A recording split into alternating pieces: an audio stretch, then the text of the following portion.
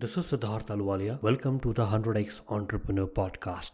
This episode is brought to you by Prime Venture Partners, an early stage VC fund led by Amit Somani, Shripati Acharya, and Sanjay Swami. Prime is often the first institutional investor in category creating tech startups in fintech, SaaS, healthcare, and education, such as MyGate, Quizzes, MFine. To know more about Prime, visit primevp.in. Today we have with us Deepak Gupta from WEH Ventures. Welcome Deepak to the podcast. We would love to know about your journey as an investor and what made you start WEH and the journey before that. Thanks for inviting me. So, as far as my journey, it started almost 20 years ago. So, I've been around for a while. The way it happened is there was a lot of euphoria in the late 90s about internet, and there was in late 99 or 2000 a company called Rediff, which was venture backed, listed on Nasdaq, one of the first venture backed companies out of India to list to the pure consumer internet play. And at that time I sort of learned a bit about venture capital and got very excited. It was early in my career, and I decided to sort of pursue that as a career opportunity. I connected with Intel Capital, the venture arm of Intel Corp, and in a couple of quarters, I went through a few interviews and I landed a job, moved to Bangalore, and that's how that started. As it turns out, prior to WEH Ventures, I spent about 8 years in Intel Capital. And before launching WEH Ventures, I actually got into the angel and seed ecosystem. I set up a startup investment bank called Equitycrest, where I hired my current colleague Rohit Krishna, and that worked with some companies in the seed stage to raise capital. We got more into the ecosystem, and then we launched WH Ventures about 3 years ago. So that's the history of how this all began. So almost been for you around 20 years in the venture investing space directly or indirectly. Well, I wouldn't say 20 years in venture, but yeah, more than 12, 13 years now. And from the previous avatar, tell us about the successful exits you had. Yeah, so a lot of people have been talking about all the downturn and COVID, etc. of late. It's at the top of everybody's mind, and that sort of makes me think about my sort of earlier innings. So, uh, fortunately, I've had quite a few decent exits uh, from my sort of corporate venture innings. Uh, a few M&As, couple of IPOs. In fact, like we have a downturn now, uh, I actually made an investment in a company called Sasken in 2002 or so. And that was a time when the market was quite low. It was sort of the center of the NASDAQ meltdown. And we had good reasons to invest, both from a financial and strategic standpoint. And within a few years, in about 3 years, that company went IPO for a peak valuation at that time of about $600 million, which, if you know, those times, it was a very different time, and $600 million was a lot of valuation for a company. And we made a pretty good return on that. And of course, there were many others. That company was in telecom software. There were other companies in telecom software which I invested in, got exits. Uh, there were a few others. There was consumer internet company like Career Launcher, where we eventually got an exit. So all in all, it turned out well. Started investing before the meltdown of Nasdaq. Invested through it, and once that came out, there were some good exits. So that sort of gives me some experience, I should say, in terms of how some of these things work out, I guess. You spent a long time working with Intel and in the venture Mhm, capital arm of Intel. How mhm. did that experience help you, in your WEH Ventures journey? No, I think Intel has been a great learning ground. They gave a lot of autonomy. Uh, One had to do the entire life cycle from sourcing to pitching internally to board and exit. And, it has taught me about the basic principles of venture capital. These principles sort of get broken, in bubbles. But fundamentally, how to evaluate companies, how capital is raised, how capital is deployed and allocated. Uh, I've been through a couple of downturns. One is I was financial controller for Intel's Asia business when the 2008 downturn struck. For a very large business it was. And I've seen how even for big companies it becomes very difficult to predict the precipice and the valley below when things turn south. So there are a lot of learnings, I would say, in terms of seeing downturns, in terms of basic principles of venture capital, uh, and having seen so many founders at different stages of evolution in different markets, which perhaps help, especially when the chips are down, I guess. And if you can share, the lessons you are applying right now in 2020 during COVID Mm. from your investing days of 2002 and 2008. Yeah, so I think the first thing is, at least as far as I'm concerned, a downturn is not necessarily a crisis. So if you can hold your conviction and invest, you should do that. It may be harder to invest at the same rate, and it's probably foolish to do that. But I don't think a complete withdrawal is something that I would pursue. That's one. I think the second is that you have to step back and look at sort of which companies you have and in which sector they are, and how those sectors may or may not pan out.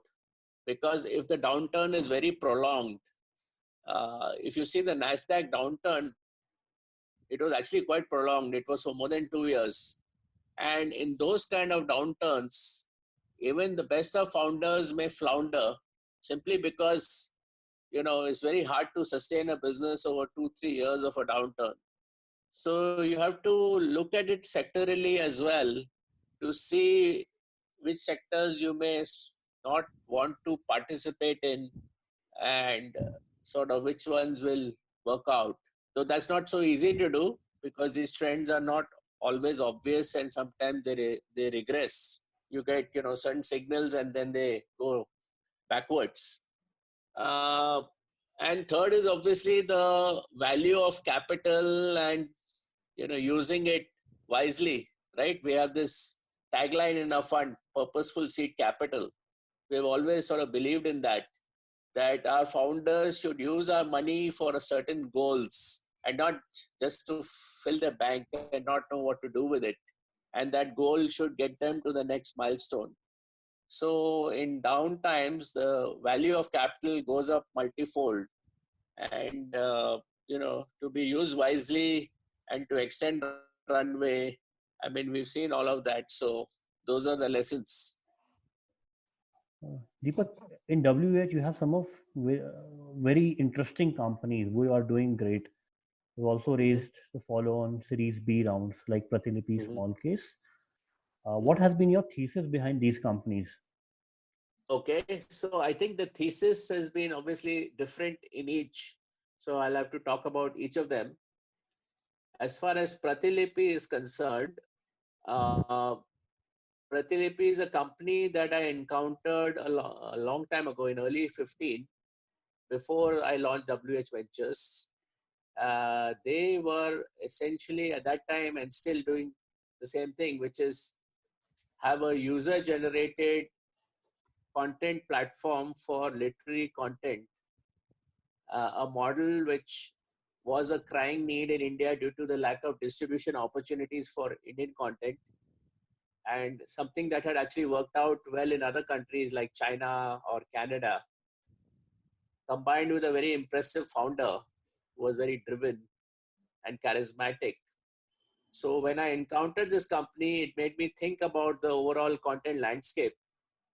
And I concluded at that point in time that a few years from then, India would have a fairly bustling local content, vernacular content market. And this company, Pratilipi, could easily be one of the major companies in that content landscape.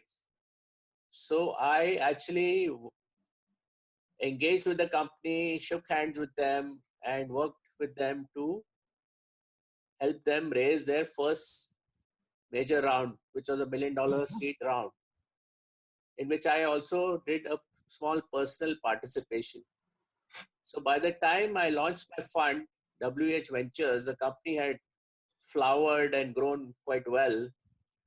And due to, I guess, my association with the company, they were kind enough to allow us to invest in their oversubscribed Series A round. And that's how we invested in Pratilipi, and it has grown quite well since then, I suppose. As far as small case, what small case does for the benefit of your listeners is essentially they create thematic equity portfolios at low, which can be purchased at low cost, uh, and they have actually been able to play a part in moving the Indian investment landscape towards low cost investing. So our thesis then was that compared to Western markets, US, Japan, etc., where if you see the trend towards low cost investing and ETFs, the market now in US is 50% in ETFs. They've crossed over. At that point also it was a very high percentage, but in India it was only 2%. People were not aware of low cost passive investing. That market has now grown from 2% to almost 6%. And so we expected at that time that this low cost investing has to come about in India, and that has actually come true to some extent. So like I said, from 2% to 6% on the ETF side, if you see the percentage of people in direct plans, that has really shot up. And small case, therefore, could be a driver of that wave. Aside from that, of course, they had a fantastic product, fantastic high chemistry team. And so in the second meeting, we were convinced and we offered to invest. And they have grown quite well. And, even now, if you see in the COVID situation, the inflows are actually pretty strong. So the Indian retail investor continues to hold fort, and that's wonderful to see. That's about small case. As far as clinic, I guess what clinic does is provides a outpatient solution, which is primarily via telemedicine and health insurance solution in combination with a focus on lower tiered population. Our thesis on clinic was primarily driven by our interaction with the founders, who we actually met them once early in our fund cycle. For some reason, the deal didn't happen, though we were somewhat interested. And then when we encountered them again after a year, we had seen how persistent they were and how mission driven they were to solve this problem of lack of healthcare access to the bulk of India's population. And they had made some progress on their business. So we believe there was a large problem there to be addressed, and the founders were very, very driven to solve that. And therefore, we decided to invest in that company. So broadly, I would say these are our sort of different types of thesis, perhaps, for these three companies. So overall, What's your fund investment philosophy and approach? So we are a modestly sized fund, and like I mentioned before, we want the companies to raise seed capital to reach a certain milestone. We also do not think that just doing large numbers of deals is the answer to get to good companies. The companies have to be of a certain quality. So our approach, I would say, is to do not a very large number, a modest number of companies, to make sure they're well capitalized. So we will invest and typically co-invest with other smaller or larger investors to make sure there's enough runway. We typically would like to say yes to them regardless of who else is investing. So we typically will not ask the question, who else is there? We just want to know what capital amount is around in the round or how will we get there, and then engage with them to move them forward. So it's essentially, don't do spray and pray. Make sure the companies are well capitalized, collaborate with other investors, and you know move them forward. What's the average check size that you have invested at So the so entry? far, yeah, so far we've invested around 200,000. We hope later in the year that we will have sort of more dry powder to sort of increase this to 400,000. Uh, and of course, the companies are raising more capital, like I mentioned in that round, because there is significant amount of co-investment. So, seeing, as you are a very experienced investor, you have seen many cycles. So, how are you advising your portfolio companies or the entrepreneurs who are even not in your portfolio, but you are a mentor to them to prepare for a crisis? Because there might be some commonality, though all crises are very different. There cannot be one generic answer for each one fits all. But what's your key advice? See, there are two kinds of companies in this crisis. Those who are sort of in the right sectors, which have some tailwind from the crisis. Those are the sectors which may have a negative headwind, and within that also those who have capital, uh, which is very significant, and those that don't. So if you are in the tailwind sector, many of our companies are, especially those who have content or even small case, uh, and you have the capital, then you should be what I call semi-aggressive. Because if you see the general advice, it is survive. I think survive is good, but if you're actually getting tailwind, you should do better than that. So you should be semi-aggressive, which means not blow up all your capital, but slightly be aggressive, maybe even look for acquisitions, etc. if you have some scale. If you're in a sector which is more badly affected, then you need to just batten down and reduce your costs so you can really extend your runway, because there are some companies where there's almost zero business in this lockdown, and then as the lockdown opens up, you'll have to see what is the recovery spike and then adjust your business. At that point, it's very hard to predict sort of how quickly that recovery will happen or not. So you just have to batten down a lot to preserve your runway. So that's what I would say to them.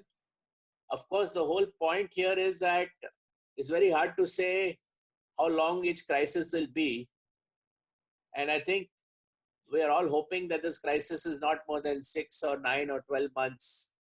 And of that, only 1 or 2 months is very severe, or 3 months. But if it is a very prolonged crisis, of course, then, there are many questions in terms of which companies will survive, etc.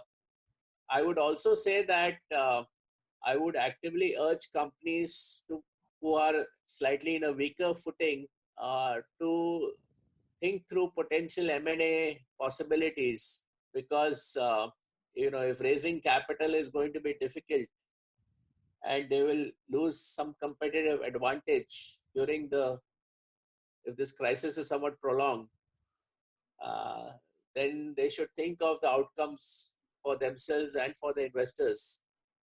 So they should not be very averse to M&A type situations, if possible.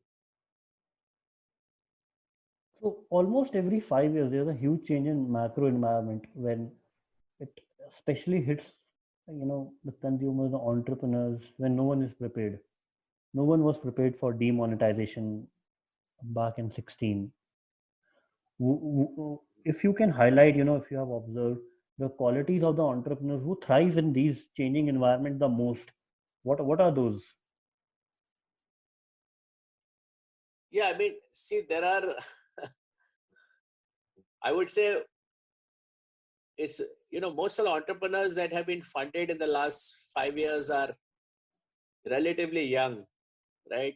On average, sub 30. So I would say ab initio, it's hard to gauge if they will necessarily thrive in crisis. I don't think it's a very easy question to judge. But you can obviously observe them when the crisis hits. So I think when a crisis hits, uh, one of the things is to be pragmatic and non-emotional, right? Which is actually a contradictory quality to when we appraise the entrepreneurs upfront, where we want them to be passionate and all that. But they have to be sort of passionate and pragmatic. That's what we're asking them to do. The second is, that's an even higher ask, is some of them are actually able to slightly see around the corner before things get really bad and then take action, right? Before the headlines are full of shit. If they are able to act, not many of them can. I think that's a very valuable trait. Uh, I would say the third is sort of personal leadership, you know, where they are willing to take the pain. And the fourth is, I would say, transparency, right? Transparency and clarity with their investors, stakeholders, and employees, so that they're able to carry them along very quickly and come to some common ground and actually proactively do that. Like I said, if you see the venture market in the last 5 odd years, at least my observation, we funded a lot of young founders. So we can only see them in action now that things have become difficult. But I'm not sure they were tested with this necessarily or evaluated on this before they were funded. If you can share, how is Ranjit of Pratilipi or Vasant Kamath of Smallcase responding or reacting to the COVID-19? So again, I'm not sure I can share too much detail, but as far as I can see, as far as those companies are concerned, they are actually in a very strong footing. So there is not much action to take, right? Because their business is actually doing quite well. So, so sometimes the crisis is an opportunity. I mean, if I look at our portfolio, I would say at least half the companies are actually doing better than maybe they would have if this had not come. So it's not that everybody is falling off the cliff. And what about the other half of those companies? If you can share some of the learnings on how the Yeah, so I think entrepreneurs the are other reacting. half, I think if you look at our portfolio, we have broadly four categories of companies. One is in the content space. We have the likes of Trell, Pratilipi, Gypsy. Then we have a couple in fintech, smallcase, and a earlier stage company called Infinio. Then we have a couple in consumer brands, which is Henry and Smith and Noto. And then we have Clinic, which we've talked about, which is more of a healthcare slash fintech play. So out of these, I think the brand companies have a bigger challenge right now simply because of the lockdown They are not in the grocery space, so they're not able to ship product. It's not that there is no demand. It's just that they can't. So they have to, just tighten up and wait for this to open out. So they are probably in the short term more affected. As far as the content companies, as far as even clinic, I think it is generally positive because they don't have to ship anything physically. Similarly, with small case, there is appetite for people to invest, and with volatility, trade more. Uh, so that's what it is essentially. So I would say the brand companies obviously have to adjust more. They've taken some action on reducing their costs, etc. Uh, Now, how quickly will it open out? We don't know that, right? It seems very hard to predict the path of recovery, and we shouldn't try to guess it too much. So as it begins to open out, they will adjust the strategies. And what has been the impact of COVID going forward on uh, early stage and Series A investments in 2020 and early 2021? Have you given a thought about it? And if you are preparing for the market, how it will react? Yeah, I mean, I would like to give it deep thought, but unfortunately, it's very hard to predict these things completely. I don't know. I mean, I think if the companies at seed stage have adequate runway, then that runway should last them longer because the cost of doing business should go down, right? So the cost of hiring will go down, cost of rental should go down. So, if you needed $1 million earlier, I think 700K should be good enough. Now the question is, what milestones do they need to show, or what kind of founders will get funded at Series A? I do not know the answer to that. What I also feel is because there is dry powder in the US market, in the US market, by some analysis, there's $150 billion of dry powder. There is dry powder in the Indian market as well. So if the macro actually improves somewhat, I am not sure that the VCs are going to stop doing deals. In fact, deals are still happening, though in a few sectors like maybe gaming, education, etc. So things will continue. It's just it'll be a smaller set of companies. So the flight to quality will be higher. The bar will be a little higher. But unless things are really bad, I'm not sure in 9 months' time, we will be doing only half the deals that we did before. We'll be doing probably better than that. Thank you so much, Deepak, for being on the 100x podcast, and you know, look forward to see your companies thrive and WEH Ventures going forward. Sure. Thank you so much, Siddharth.